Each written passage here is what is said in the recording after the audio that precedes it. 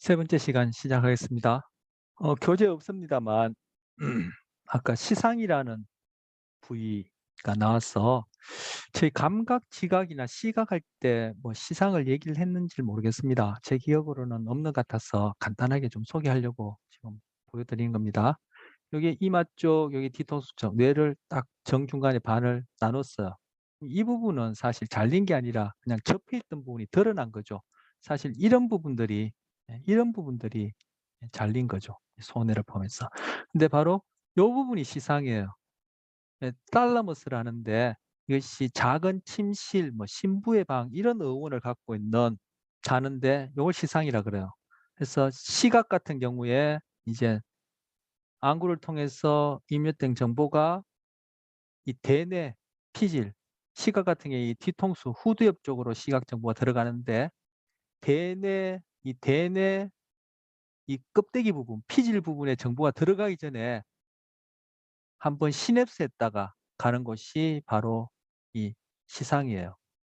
시각뿐만 아니라 제가 시각을 예를 들었지만 시각, 청각, 후각 할 것 없이 그래서 이 시상을 감각을 중계한다 해서 그 붙여진 별명이 감각중계소라고 그렇게 불러요. 근데 바로 시상 바로 아래쪽 요 부분이 시상하부예요. 지금 시상하부를 소개하려고 지금 시상 얘기를 하게 된 거예요. 시상 아래에 있는 부위다 해서 시상하부예요. 그래서 편도체는 이 척뒤 안쪽에 보이지 않는 곳에 있다 했죠. 그래서 스트레스 자극, 그걸 편도체가 우리가 의식하지 못한 수준에서 처리한 다음에 바로 이 시상하부로 신호를 보여주면은 시상하부에서 교감신경계로 그리고 시상하부에서 아까 부신으로 가서 부신에서는 코티졸을 분비하고 그리고 교감신경을 통해서는 아까 싸움 도주 반응, 그죠? 싸움 도주 반응에 해당하는 그런 신체 변화를 일으키게 돼요. 자, 다시 돌아왔습니다. 동영상에서 그 약간 오류가 있는데 그 시상에서 뭐 스트레스 호르몬이 분비되고 뭐 이런 식으로 어떤 나레이션을 한 것 같아요. 그 시상이 아니라 지금 그냥 시상 하부를 얘기를 하는 겁니다. 그리고 거기 보면은 저는 아까 스트레스 호르몬을 부신에서 분비되는 부신에서 분비되는 코르티솔을 CORTISOL 코티솔을 스트레스 호르몬이라 불렀는데 동영상에서는 아드레날린 여러분 많이 들어봤을 거예요. 아드레날린을 스트레스 호르몬이라 얘기를 했어요. 이거 저랑 얘기한 건 다르죠? 이게 다른 게 아니라 이제 이걸 얘기하려면 설명을 좀 더 해야 되는데 교재도 뭐 언급이 돼 있기 때문에 제가 또뭐 해 보겠습니다. 자, 지금 좀 전에 판서를 두세 번에 걸쳐서 했는데 다시금 또 하면은 우리가 이제 스트레스에 노출됩니다. 즉 스트레스 경험을 하게 됩니다. 그러면은 이 편도체가 무의식적으로 나도 모르는 사이에 이 편도체가 이걸 위협 자극으로 판단을 해서 그 신호를 시상하부에 보냅니다. 그럼 시상하부에서는 바로 교감신경계로 신호를 보내서는 이것이 심장, 폐, 어, 뭐 이런 쪽으로 그 위에 등등등 아까 위에서 3장에서 봤던 그런 그림들에 해당하는 그런 장기 부분들을 활성화시켜요. 그리고 그중에 또 부신이라는 곳에 가서 신경이 부신이라는 곳에 가서 부신으로부터 아드레날린을 분비하게 해요. 근데 교감신경계가 활성화되면 즉 작동하게 되면은 심장도 빨리 뛰고 호흡도 막 거칠고 빨라져요. 그런데 이 부신 중에 어디 부신 수질 여기 부신 나와 있는데 여기에 지금 부신이 나와 있는데 부신 중에서 안쪽 부분은 수질이라 얘기를 하고 바깥쪽 부분은 껍데기, 즉 피질이라 얘기를 해요. 또는 겉질이라 얘기를 해요. 부신. 부신 알맹이에 해당하는 것은 부신 수질, 부신 바깥쪽에 해당하는 것은 피질 또는 겉질이라 얘기해요. 뭐 하나는 한자고 하나는 한문거리인데 뭐든 좋아요.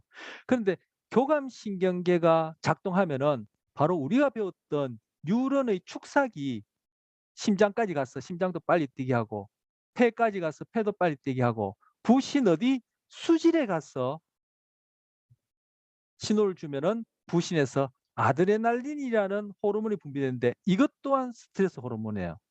그리고 시상하부에서 어디로 간다? 부신 껍데기로 가서 시상하부에서 부신 껍데기로 신호를 줘요. 이때는 우리가 배웠던 뉴런의 축삭이 신호를 주는 게 아니에요. 바로 시상하부에서 어디 CRH라 붙인 이런 화학 물질이 분비돼요. 그러면 또 중간에 ACTH라는 화학 물질이 분비되고 이것이 부신 피질 부위를 자극하면은 이 피질에서 뭐 코티졸이 분비돼요. 이 코티졸도 스트레스 호르몬이에요. 그래서 스트레스 호르몬은 이 두 종류가 있어요. 그런데 교감신경계에서 우리가 배웠던 뉴런의 축삭을 통해서 부신 수질이 자극되면 아드레날린이라는 스트레스 호르몬이 분비되고 시상하부에서 CRH라는 화학물질, 그다음 ACTH라는 호르몬, 여기 ACTH 나오죠. 그리고 부신 피질 껍데기에서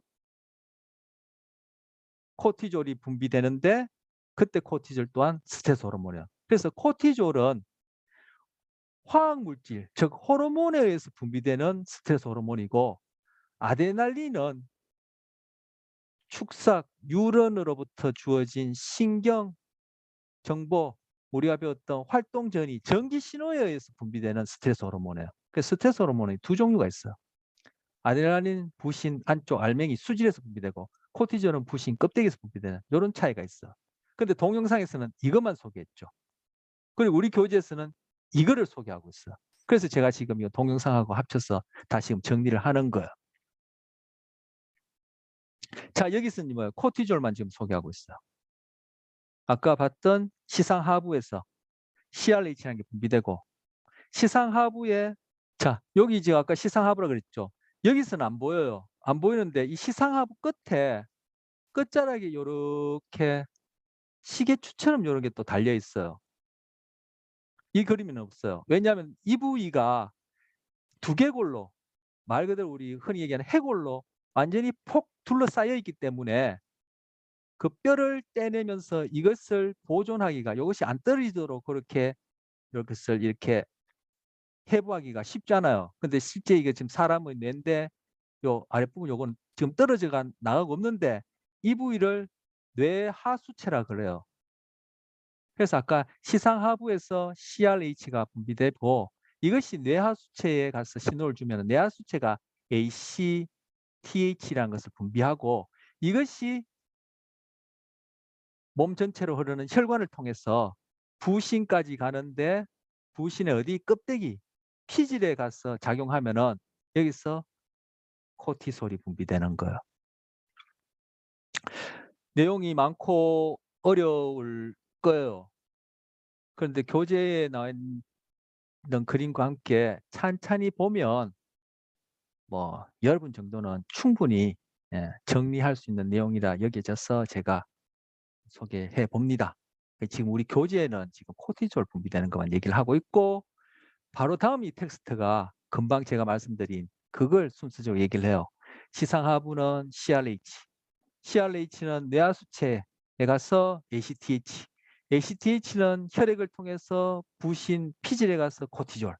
그래서 이러한 스트레스로 인해서 이러한 과정을 통해서 분비되는 것을 HPA 축 연쇄 반응 이렇게 불러요. H는 바로 이게 시상하부, 이거 빨간색으로 할까요? 시상하부를 하이퍼달라무스라 하거든요. 아까 달라무스가 시상이란 뜻이에요. 하이퍼가 아래란 뜻이었어요. 이 H를 땄고 뇌하수체는 피튜어터리라 하는데 P를 땄고 피튜어터리 해서 이거는 뇌하수체 P 아드리날이 부신해서 A 해서 H, P, A, 엑시스 연쇄 반응해서 HPA 엑시스 하든가 뭐 축 연쇄 반응 이렇게 불러요. 근데 이건 스트레스 때는 뭐 바로 호르몬에 의해서 쭉쭉쭉쭉 코티졸까지 분비되는 걸 보여주는 거예요. 아까 제가 아드레날린하고 차이를 제가 말씀드렸죠. 좀 내용이 좀 복잡할 수 있는데 천천히 보면 이해하실 수 있을 겁니다. 자, 그런데 아까 아드레날린은 스트레스가 굉장히 심하거나 스트레스가 오랫동안 지속된다고 하더라도 그에 따라 많이 혹은 오랫동안 분비되는 아드레날린은 큰 문제가 없는데 바로 이 코티졸은 동일한 스트레스 호르몬이라고 분류되더라도 이 코티졸은 아까 재앙적 사건을 겪어서 극심하게 많이 분비된다든지 아니면 오랫동안 겪게 되는 만성 스트레스에 의해서 코티졸이 지속적으로 분비되면은 이 코티졸은 우리 신체도 망가뜨리지만 아까 PTSD 환자에게서 해마가 작은 경우에 PTSD가 될 가능성이 높다고 했는데 PTSD가 되면은 즉 PTSD 증상을 겪으면은 만성적으로 또는 일시적으로 과하게 분비되는 코티졸이 바로 그 해마를 또 망가뜨려요. 실제 해마 세포들을 죽여버려요. 그리고 바로 이마 쪽에 있는 전전두 옆 또는 전전두 피질 그리고 해마 이것들을 망가뜨려 버려요. 즉 여기 있는 세포들을 죽여버려요. 그래서 해마는 아까 뭐라 그랬죠? 스트레스 반응이 너무 과하게 일어나는 것을 조절한다 했는데 그 조절 역할 못하게 되고 아까 동영상에서 골목길에서 스트레스 반응이 일어나서 도망가려고 하는데 뒤에서 오빠가 불렀어요. 그러니까 전전두 피질이 상황 파악을 해가지고 아 오빠구나 이게 지금 위험한 스트레스 상황이 아니구나 라고 해서 스트레스 반응이 뚝 떨어졌죠. 바로 그런 상황 파악을 하는 것이 전전두 피질인데 이 코티졸 과하게 오랫동안 분비된 코티졸 특히 PTSD 환자들의 경우에는 이 코티졸이 전전두 피질도 망가뜨려서 상황 파악을 못하게 해요. 즉 상황을 정확하게 추론하지 못하게 해요.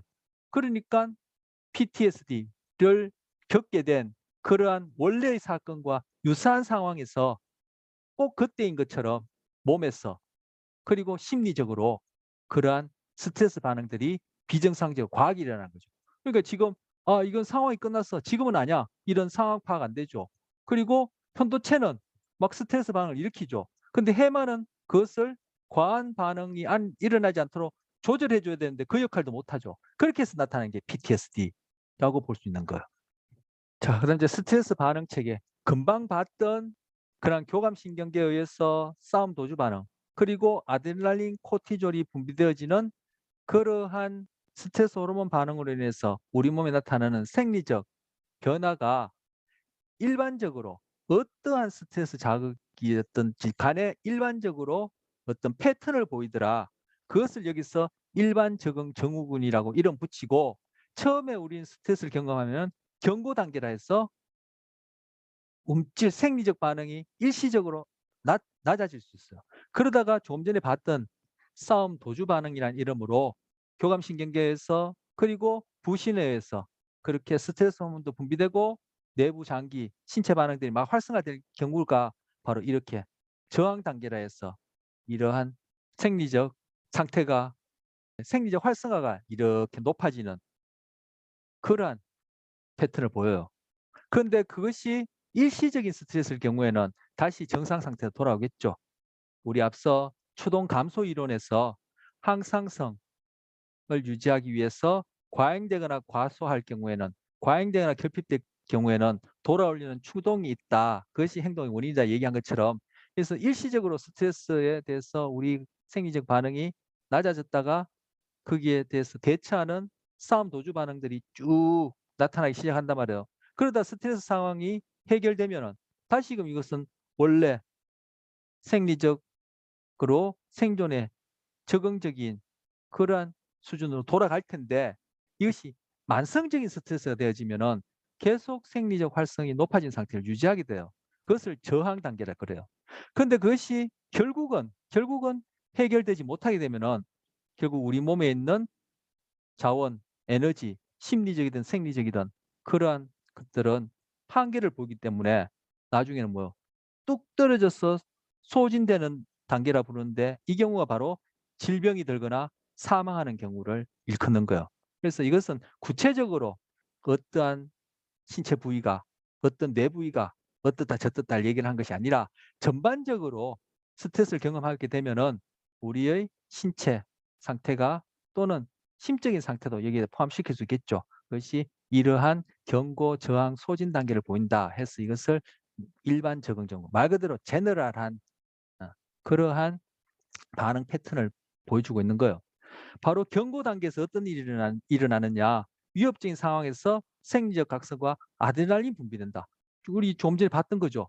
교감신경계에서 심장이, 폐가, 그 이외의 장기들이 막 활성화해서 우리 몸 구석구석에 에너지를 보내주고, 또 아드레날린도 분비되고, 그리고 거기에 더이어서 그 상황이 더 지속된다면은, 스트레스 상황이 지속된다면은, 즉 스트레스 자극이 사라지지 않으면은 장기적인 그러한 신체 대처에 코티졸이 거기에 더 지속적으로 분비되면서 우리 신체 반응을 적응적이게끔 도와주는데, 그것이 해결되지 않고 심각하게 또는 만성적으로 오래 진행되게 되면은 소진 단계를 보인다.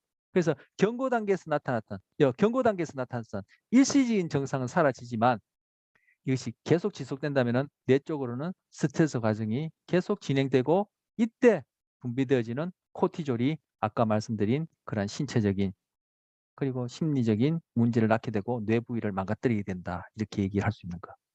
소진 단계, 제한된 방어 자원이 고갈되면서 신체는 더 이상 정상 상태를 유지할 수 없게 되고 면역계도 손상되고, 아까 코티졸이 분비되면은 면역계가 일시적인 스트레스 경험에 있어서는 면역계가 활성화가 높아져요. 그래서 우리 몸의 질병에 또는 감염에 저항할 수 있도록 도와주는데, 이 스트레스가 계속 지속되어지면은 결국 코티졸이 면역계 기능도 망가뜨려요. 그리고 장기간의 그러한 스트레스는 노화도 가속시켜요. 그 염색체가 분열 시에 세포를 복제할 때 염색체 끝부분에 말단 소립이라는 그러한 부위가 있는데, 이 말단 소립이 스트레스에서 망궈져요. 망궈지면은 이 염색체 분열을 통해서 새로운 세포를 만들어내는 그러한 기능이 점점 손상받게 되어져요.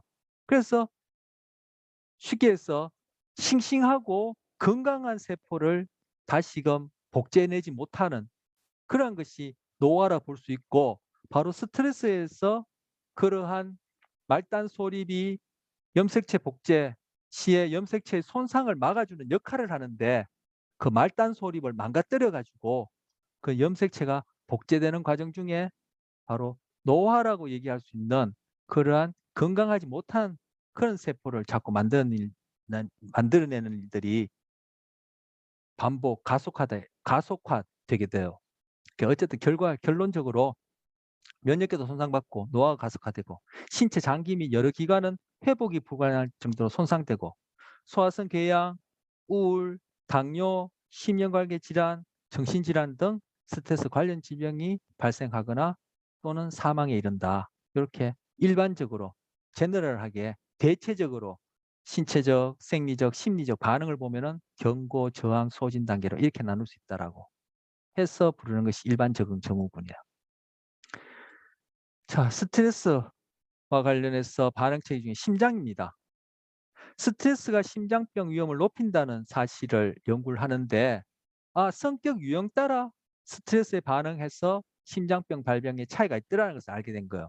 그래서 사람들을 쭉 면접을 해 보니까 그 사람들이 어떻게 대화하며 어떻게 식습관을 유지하며 평상시에 어떻게 행동하는지를 쭉 조사해서 분류를 해 보니까 어떤 사람은 매우 반동적이고 경쟁적이고 정력적이고 참을성이 없고 시간에 쫓기고 동기가 지나치게 높고 공격적인 그리고 쉽게 화를 내는 사람들이 심장병에 더 잘 걸리더란 거예요. 어떤 경우에? 스트레스를 겪었을 경우에.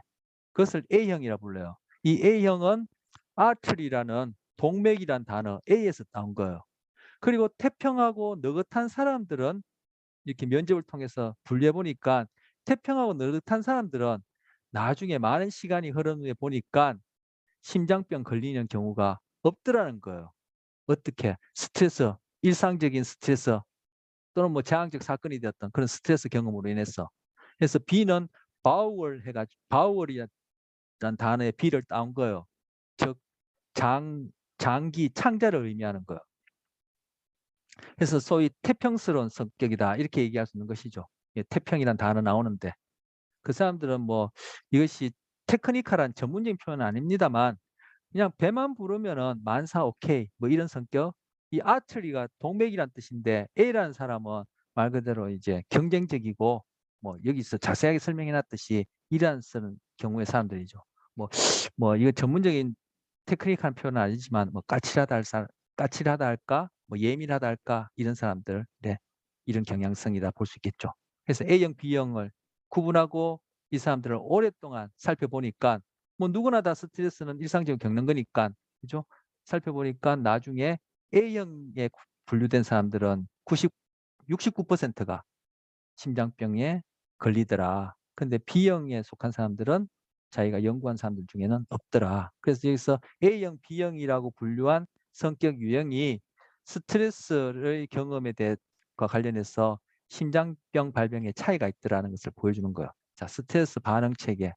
즉 스트레스가 성격 유형과 관련해서 우리 신체 반응에 어떤 영향을 주는지 A형, B형 나눠서 살펴본 예예요. 자, 네 번째. 조금 전에 면역계 이미 얘기를 했어요. 스트레스에 노출되면은 아까 편도체 시상하부 통해서 교감신경계 그리고 부신 활성화되어서 싸움 도주 반응에 해당하는 생리적 변화도 일어나고 어, 그 안에 스트레스 호르몬 분비라는 것도 포함되어서 그러한 적응적인 형태의 변화가 일어나요. 그러한 변화 자체가 싸움 도주 반응이라는 변화 자체가 나쁜 건 아니에요. 그것이 결국 우리를 적응적이게 생존하게 하고 바로 항상성 유지를 위한 추동에 해당하는 어떤 행동을 하게 하는 동기와 관련된 생리적 변화다 볼 수 있기 때문에 우리한테 반드시 필요한 부분이에요. 하지만 그것이 일시적인 스트레스일 경우는 모르겠지만 그것이 너무 오랫동안 만성적으로 스트레스를 경험한다. 아니면 일시적이라 하더라도 우리가 감당하기에는 너무 큰 스트레스다. 이렇게 되어지면은 다른 것 자체하고 코티졸이 아까 신체적 그리고 심리적 그리고 뇌와 관련해서 그러한 영향을 미친다는 것을 본 거예요. 근데 일시적인 스트레스에서 스트레스 호르몬 중에 코티졸은 면역계의 기능을 높여주기도 해요. 그런데 이것이 만성화되어지거나 비정상적인 스트레스 경험을 하게 되면은 아까도 얘기했듯이 코티졸이 면역계를 구성하는 세포 자체를 공격해서 또 망가뜨려요. 이제 여기서 스트레스와 면역계 관련된 얘기를 이제 하려는 거. 근데 우리 학습과 기억이라 해서 고전적 조건이나 도구적 조건이나 벌써 이미 저 학기 초반에 배운 적 있죠. 근데 이 면역 반응도 고전적 조건화가 돼요. 쥐에게 단맛이 나는 사카린 용액을 주사해 주고 그리고 면역 시스템을 억제하는 약이 있어요. 사람에게도 직접 투여할 수 있는 면역 억제제 약도 있고 면역 촉진제 약도 있어. 근데 쥐에게 사카린 용액, 즉 단맛이 나는 용액을 먹게 하고 여기는 주입이라 했는데 이거는 이제 뭐 오류고 사카린 용액을 먹으면 이제 쥐가 단맛을 경험하겠죠. 그리고 면역계를 억제하는 약물을 투여하게 되면은 즉 우리 배웠던 학습 심리학으로 얘기하자면은 면역 억제제는 US가 되고 그에 대한 반응은 면역 반응, 감소가 유발이 되겠죠. 억제제니까. 그런데 사카린 용액은 C에서 해당하는 거예요. 그래서 사카린 용액과 면역 억제제를 같이 경험하게 되면은 나중에는 사카린 용액만 먹었는데 뭐 UR에 해당하는 면역 반응 감소가 나타나요. 자, 이 US 대신 아까 재앙적 사건이 되었던 아니면 일상 스트레스가 되었던 스트레스 경험을 합니다. 위협 자극에 해당하겠죠. 위협 자극. 근데 그것하고 짝지어진 여러 가지 상황들이 있을 수 있겠죠. 만약에 그것이 아까 동영상에 봤던 것처럼 골목길에서 그러한 경험을 했다. 아니면 골목길도 골목길인데 그것이 어떤 특정한 우리 동영상에 나왔듯이 뭐 남성이라 합시다. 젊은 남성이다. 젊고 건장한 젊고 건장한을 여기 넣으면 젊고 건장한 남성들이 또 이제 그죠 기분 나쁠 텐데 어쨌든 젊고 건장한 남성이었다. 이게 되면은 이것들은 뭐요? CS가 되는 거예요. 이렇게 경험하고 나면은 위협자에 대해서는 UR로서 우리는 이제까지 봤던 스트레스 반응들이 나타나겠죠. 이렇게 경험하고 나면은 대표적으로 아까 PTSD 같은 경우에 이 경험하고는 나중에는 이런 위협 자극을 두 번 다시 경험하지 않더라도 바로 그 골목길 아니면 다른 골목길만 들어서더라도 아니면 젊고 건장한 젊은 남자만 보더라도 덩치가 큰 남자만 보더라도 아니면 남자만 보더라도 이런 스트레스 반응이 나타날 수 있는 거예요. 그게 바로 PTSD가 보여주는 그러한 비합리적인 부적응적인 스트레스 반응들이에요. 그런데 뭐 이 스트레스 반응 중에 여기서는 면역 반응이 감소한다라는 거예요.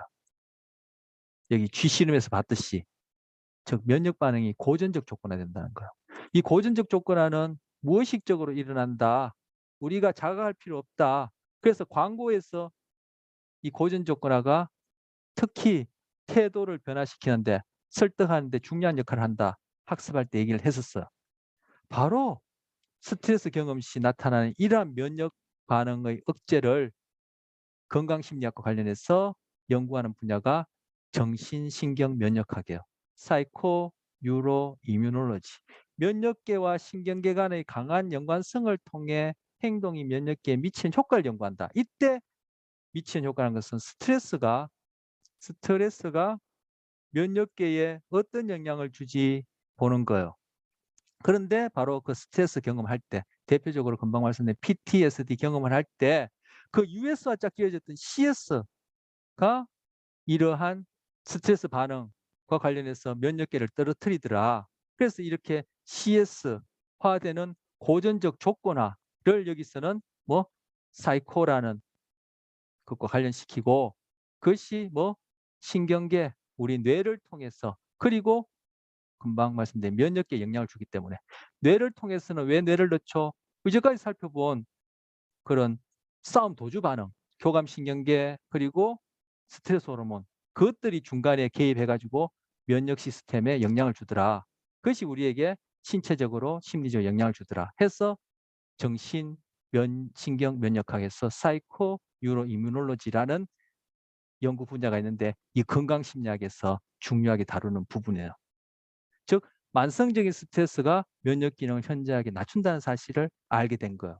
이것이 스트레스 반응 체계와 관련해서 스트레스가 신체와 그리고 뇌를 매개해서 면역계에 영향을 주고 그것이 우리 건강에 어떻게 영향을 주는지를 설명하는 부분이에요.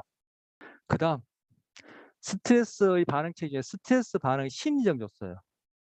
아까 동영상 봤을 때 조금 전에도 제가 언급했지만 골목길에 걸어가는데 발자국 소리가 나서 위협 자극 부지불식간에 그것이 편도체에 의해서 처리되고 내 몸에서는 싸움 도주 반응을 일으키고 막 도망을 구체적으로 가려고 하는데 뒤에서 오빠가 불렀어요.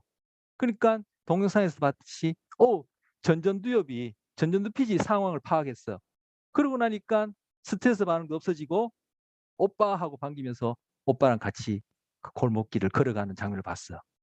바로 전전두 피지를 매개로 해서 그 상황을 우리가 어떻게 평가하느냐가 바로 우리 스트레스 반응에 영향을 준다는 거예요. 아까 제가 판세했던 내용을 빌리자면은 스트레스 몇 번 적는지 모르겠네. 편도체 이것이 시상하부 하자 또 빠졌어요. 시상하부 이것이 교감신경계 부신을 통해서 결국은 싸움 도주 반응을 일으킬 텐데 이 편도체의 해마가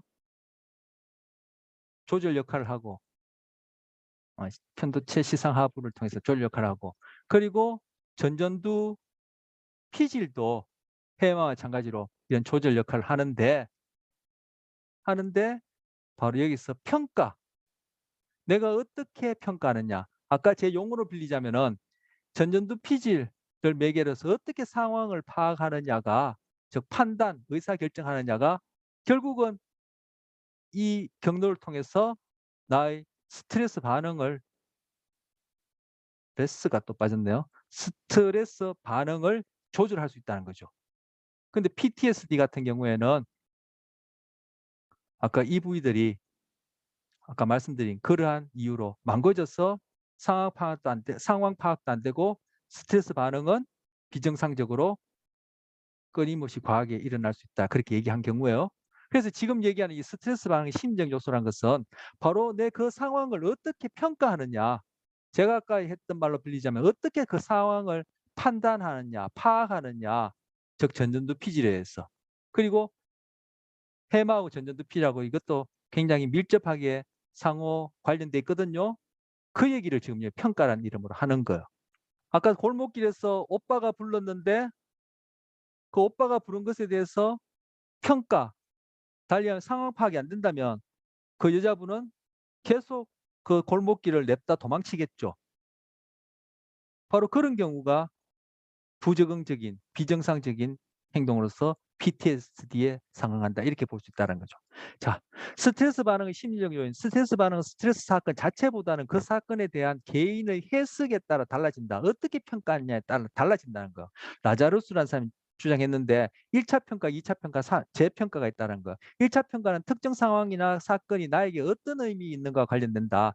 영화를 볼 때 두렵고 불안은 신체적으로 동일한 생리적 반응을 유발함에도 영화를 볼 때 그런 두려움, 불안 그리고 아까 교감신경 활성화되고 스트레스 호르몬이 분비되더라도 우리는 그것을 우리가 소위 부정적으로 얘기하는 그런 스트레스를 경험하지 않죠.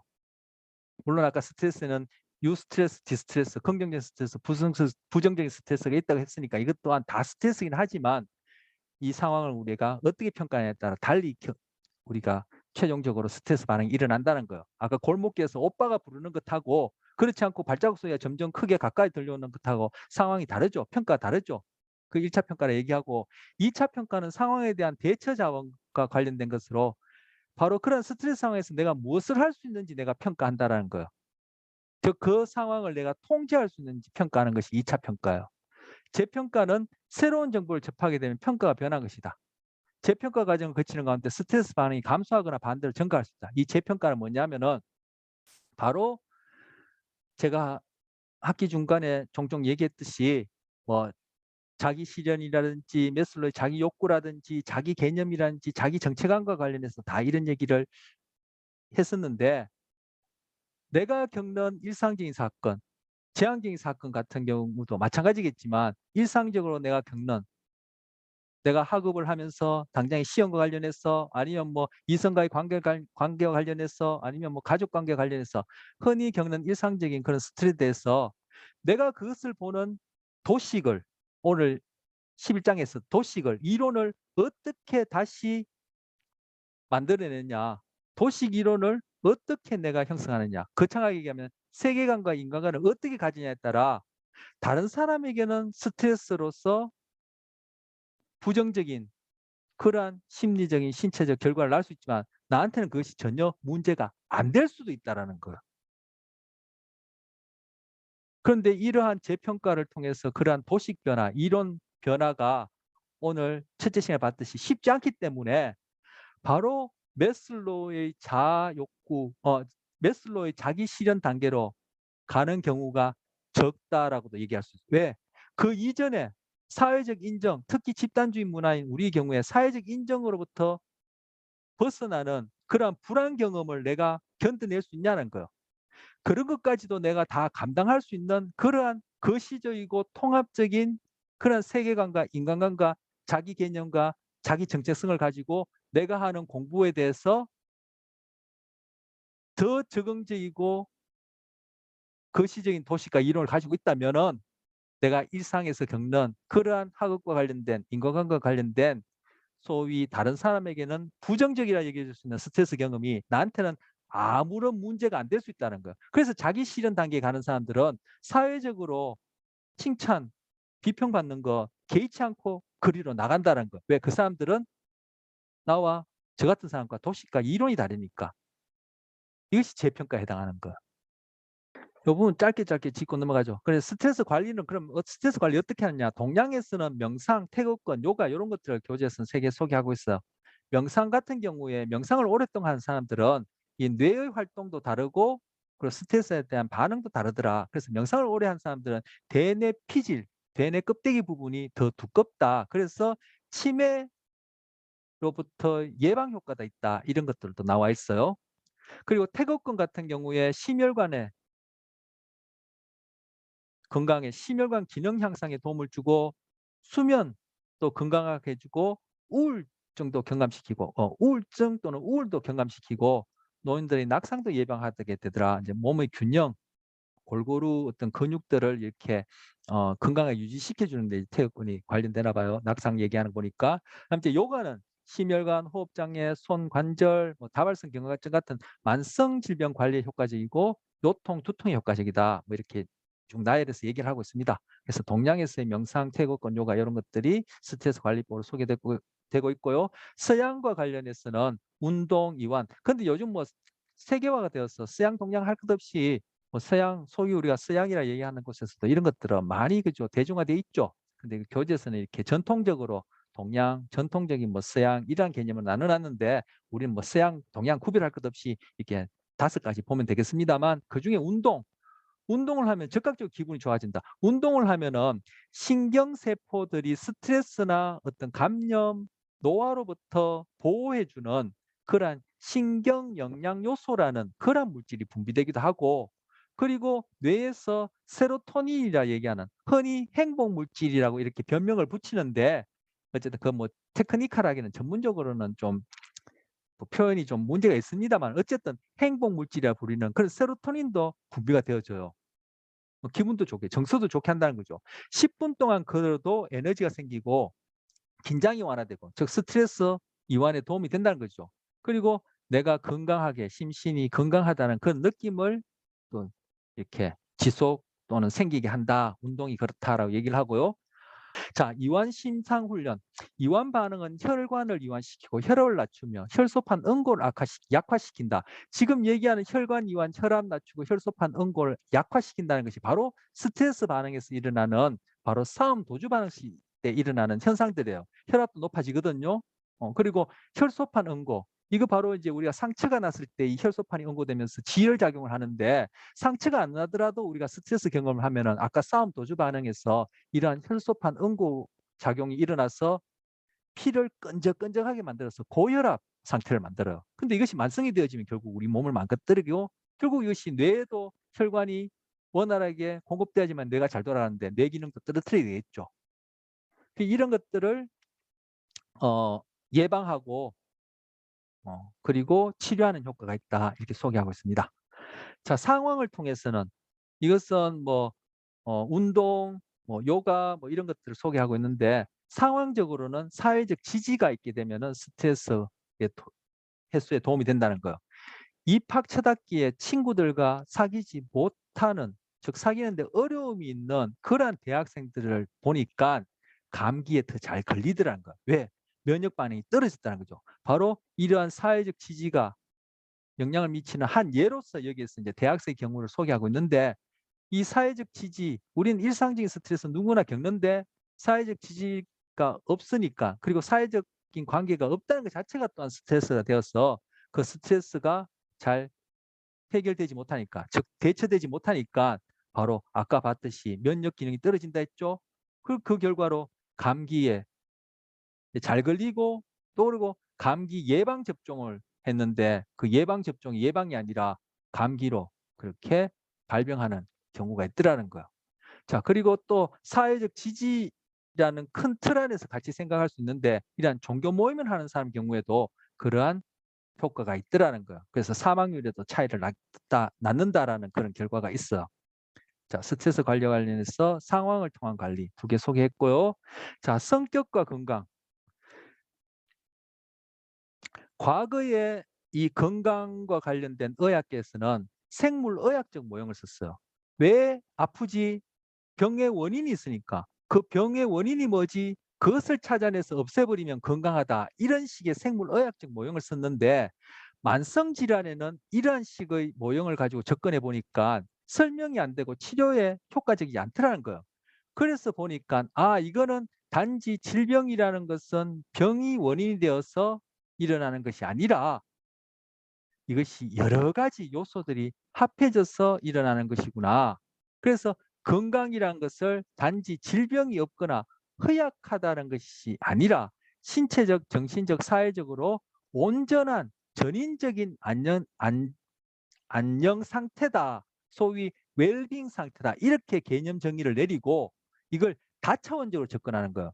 건강하지 않는 것은 질병 상태, 질병은 질병의 원인, 그 원인을 찾아내면 건강하다. 이런 생물의학적 모형을 취하지 않고 금방 말씀드린 건강에 대한 개념도 다시금 바뀌고, 또 바뀐 그 하에서 바로 여기서는 생물심리 사회적 모델이라서 통합적인 모델을 사용하고, 이 생물심리 사회적 모델은 우리 이미 살펴봤어요. 바로 이상심리를 설명하는 이론들 소개할 때 바로 스트레스 취약성 모델하고 심리 사회적 모델을 그때 살펴봤었어요. 이게 몇 페이지냐 하면은 417쪽에 보시면 이상행동에 대한 주요 이론에서 정신분석, 행동주의, 인본주의, 인지행동적 접근 쭉 나오는데, 마지막에 통합적 입장에서 스트레스 취약성 모델이 있고 생물, 심리, 사회적 모델이 있는데, 그때 살펴봤던 그 내용을 지금 여기서 소개를 하는 거예요. 자, 그중에 성격과 건강. 선천적으로 낙관주의자들이 상대적으로 스트레스에 대해서 건강하더라. 그리고 심리적 강건한, 스트레스에 강한 성격의 사람들은 스트레스를 잘 견디고 대처하는 인지 능력이 일반인들에서 뛰어나며 심신이 강인하더라.